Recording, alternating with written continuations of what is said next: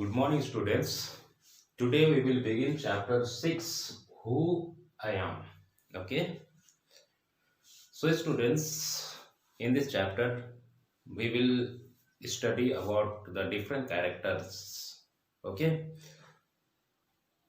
and uh, by these characters we will know the different boys and different person has a different interest to become in their life.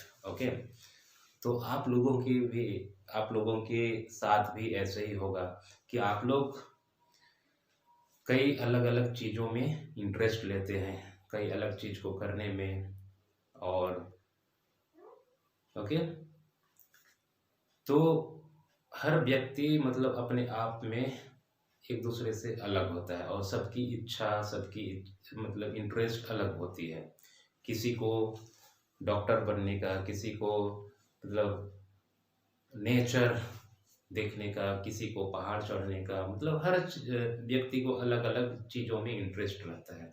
तो उसी तरह से आज के part में हम कुछ कैरेक्टर्स के बारे में देखेंगे। वे कैरेक्टर्स अपने अपने इच्छा बताती हैं कि वो मतलब क्या बनना चाहते हैं, उन्हें किस चीज़ में इंटरेस्ट है, ये सारे चीज़ के बारे में। Okay, so before we start let's see the brief introduction. In this lesson, we look at what we are like and how each of us is different. और इस पार्ट में हम लोग देखेंगे कि हम लोग क्या पसंद करते हैं और लोग एक दूसरे से कैसे अलग हैं। We are all interesting people in different ways and we are all good at different things. और हम सभी के अंदर इंटरेस्ट है और अलग अलग चीज़ों में और अलग अलग वेज में। ओके, और सभी लोग मतलब अच्छे हैं, कोई बुरे नहीं, सभी लोग अच्छे हैं। As you read this, think about what you are like and what you enjoy doing. और जैसे हम पढ़ेंगे इस पाठ को, आप सोचो कि आपको क्या पसंद है और आप क्या करने में आपको मजा आता है। Okay, so let's see first part, Radha. तो राधा क्या कहती है और उसकी क्या इच्छा है, क्या लाइक है, क्या डिसलाइक है, ये सारे चीज को वो बताती है। Okay, my favourite activity is climbing trees. तो राधा का फेवरेट एक्टिविटी है वो पेड़ों पर चढ़ना। Okay, just outside our house there is a mango tree which I love to go up. और उसके घर के बाहर एक आम का पेड़ है और उस आम के पेड़ में वो चढ़ना चाहती है। इट्स ब्रांचेस स्प्रेड आउट, और उसके डाली बहुत फैले हुए हैं। So it is simple to climb up the tree and I can sit comfortably in the fork of two branches. और उस आम के पेड़ में डालियां झुकी हुई हैं, इसलिए उस आम के पेड़ में वो आसानी से चढ़ सकती है। और वो चढ़ करके मतलब जहाँ पे दो डाली निकली है वहाँ पे आराम से जा करके बैठ सकती है। Okay, the mother tells me it is not sensible for girls to climb trees. और उसकी माँ कहती है कि ये पेड़ों पे चढ़ना लड़कियों के लिए कोई समझदारी की बात नहीं है, कहती है। But one afternoon she climbed up too. लेकिन एक दोपहर को उस राधा उस आम के पेड़ में चढ़ गई। And both of us sat there talking and eating raw mangoes. और माँ और बेटी दोनों आम के पेड़ के पास बैठ करके कच्चा आम खाने लगे। When I am high up in the tree, I feel like I can rule the whole world. और जब वो पेड़ के ऊपर चढ़ गई और जब ऊपर से वो दुनिया को दूर दूर तक देखती है, तो उसे लगता है अपने मन में कि काश मैं इसी तरह से पूरे वर्ल्ड को रूल करती है। ओके, तो ये उसका मतलब लाइक है। Okay, interest. अब नज़ीर देखते हैं, नज़ीर क्या कहते हैं। When I grow up I want to become a seed collector. तो नज़ीर के पापा सीड कलेक्टर थे, मतलब अनाज इकट्ठा करते थे। तो उसके बेटा भी कहते हैं कि अगर मैं बड़ा हूँगा तो एक सीड कलेक्टर बनूंगा। तो आप लोगों के साथ भी ऐसे ही होता है कि घर में कोई मतलब जॉब कर रहा है, डॉक्टर है, टीचर है, या कोई अन्य काम कर रहा है, तो उसके बेटा बेटी भी वही सोचते हैं मैं बड़ा होकर के मेरे पापा जैसे टीचर बनूंगा या डॉक्टर बनूंगा। ओके, तो उसी तरह से नज़ीर भी एक सीड कलेक्टर बनना चाहता है क्योंकि उसके पापा एक सीड कलेक्टर थे। Okay, we have cotton fields in our village and every year my father spend a lot of money on buying new seeds to grow our cotton plant। तो नज़ीर कहते हैं कि हमारे मेरे पापा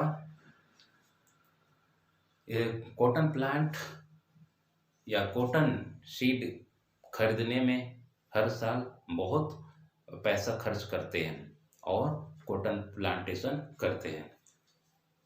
इसके लिए मैं भी इसी तरह का काम करूंगा, कहता है।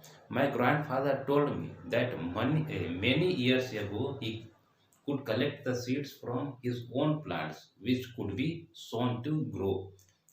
और नज़ीर कहते हैं कि उसके दादा बताते थे कि कई वर्ष पहले उसके दादा कॉटन के सीड इकट्ठा करते थे और अपने खेत में उसको बोते थे, new plants during the next year, और अगले सीजन के लिए नया प्लांट उगाते थे।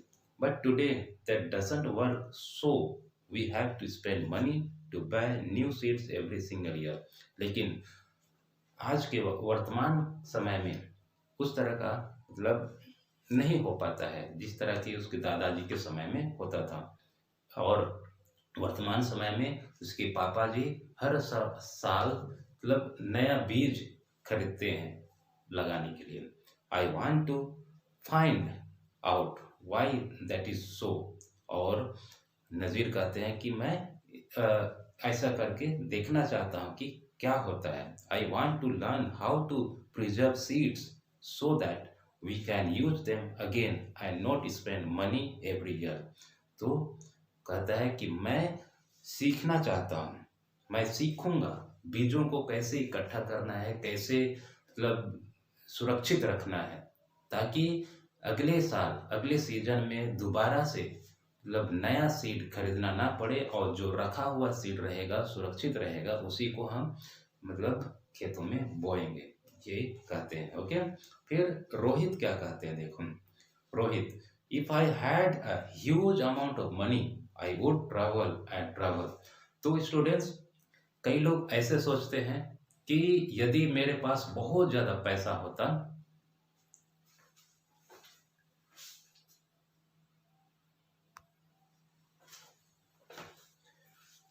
कई लोग ऐसा सोचते हैं कि यदि मेरे पास बहुत ज्यादा पैसा होता तो मैं मतलब बहुत दूर दूर यात्रा करता, है ना।